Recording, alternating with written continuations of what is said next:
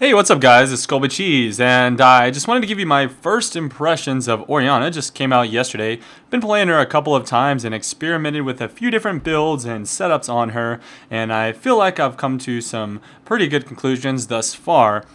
What I do know is that she is pretty damn squishy, and it takes a few levels for her to get to her true peak. And her harassment in lane is amazing. Of course, not so much if you're against somebody who's a healer or really long range, but she is best played as an AP slash support character with max cooldown reduction rather than just going for an all-out ability power build.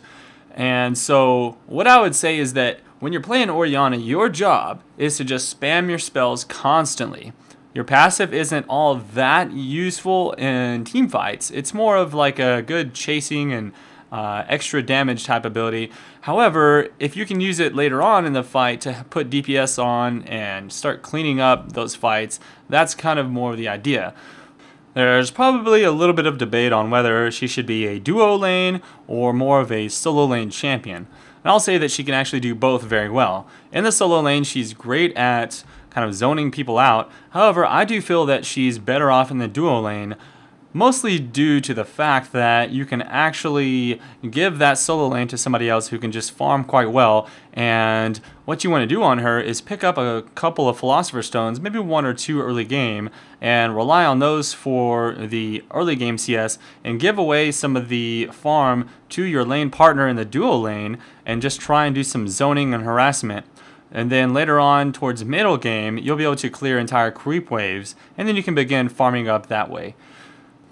Since she is so squishy and you'll be doing one or two Philosopher's Stones, you're not going to want to go into a situation where you're going to take a lot of bursts and die instantly. You can take a little bit of harass and then heal that back up, and your shield is quite nice, but you're not going to be leveling up your shield until later on in the game. So do be careful early on and just try and use your long range to poke and harass the enemy while you just pick up last hits here and there. Now, once you go on to your next items, my suggestion is to max out your cooldown reduction as soon as possible. You can do that via the Morellos, which is such a great item on her with that meta regen and the ability power and the cooldown. You can also pick up some cooldown reduction boots, and then later on in the game I like to transition into a Death Cap and a Lich Bane so that I have the maximum amount of damage as well as all of that utility from the cooldown reduction that we got early on in the game. Now, your role is going to be to, whenever you have the chance, do as much poking as possible onto the enemy team. Once again, you have decent range and your poke is great. You can throw down your Q and then push W to slow in an AoE, and it does pretty good poke. If you're hitting somebody like Ashe, it's going to take out between 40 and 50% of her health if you do like a full combo on her.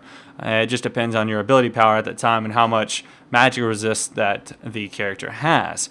So what you want to do though is when a team fight starts to erupt, you're going to switch your roles into that harass and one-on-one champion into more of a support. And the idea is to throw your shield on whoever the enemy team is focusing right away, and then hopefully there is somebody close by, like a melee champion, attacking them. You can throw down your W, and not only will you be speeding up your ally, but you can slow down the enemy at the same time, giving you guys the ability to both kite and to do some extra damage. Now, if there's no one around, you don't need to speed your ally up, then you can always just throw down a Q and then hit W, but generally the combo is going to be throw down the Q on the squishy, immediately into a shield onto your ally, and then hit that W spell to give the the maximum effectiveness. The other thing is that you do not want to be wasting your ultimate just randomly to pop out a little bit of extra damage. Try and use your ultimate as more of just a utility spell. Think of it as a mini Janna ultimate.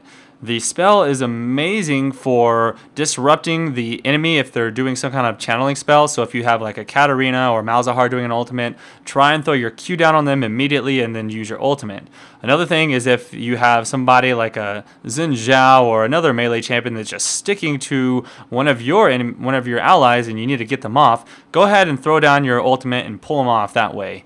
And then you can shoot back your your W onto them at that same amount of time. They'll slow them, and then you can put a shield on your ally, and that's the best way to peel somebody from an ally.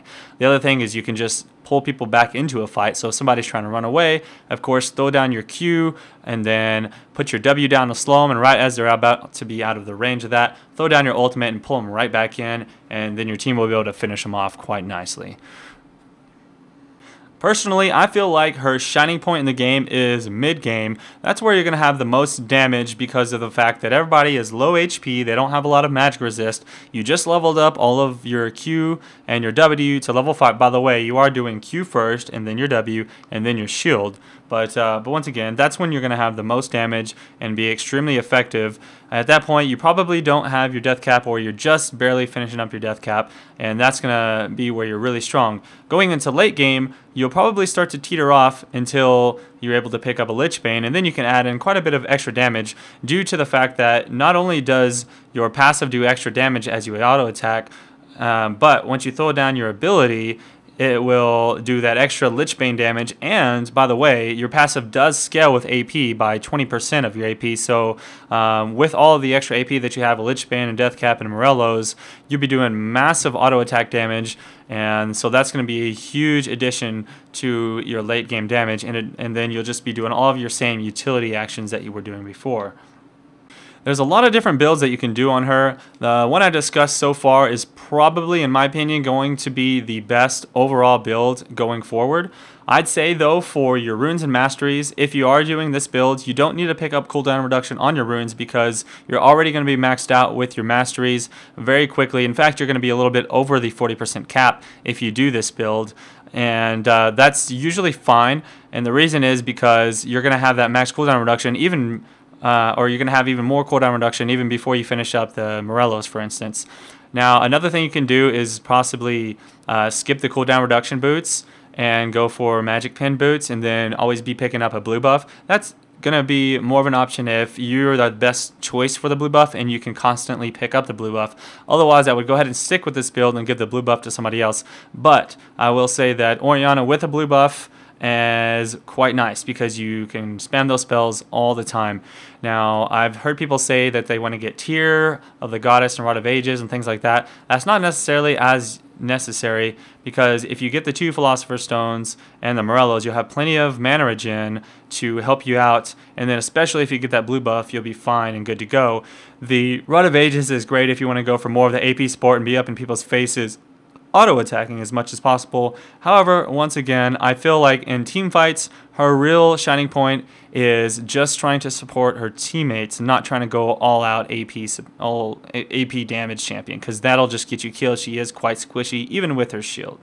I would say that's the best way to play her, and hopefully you guys enjoyed the guide so far. She is quite difficult to pick up at first, and there's some little caveats, but I think that you'll enjoy her, and it will not take you too long to get the hang of her if you follow this guide here. If you want to see some more of the Orianna gameplay, I'll probably be doing some streaming later today, and I'll have those videos recorded as well if you are watching this video later. And so be sure to check out my own 3d.tv/Colby Cheese for all of my videos and full games and stuff like that. Anyhow, this is Colby Cheese. Thanks for watching, guys. Peace out.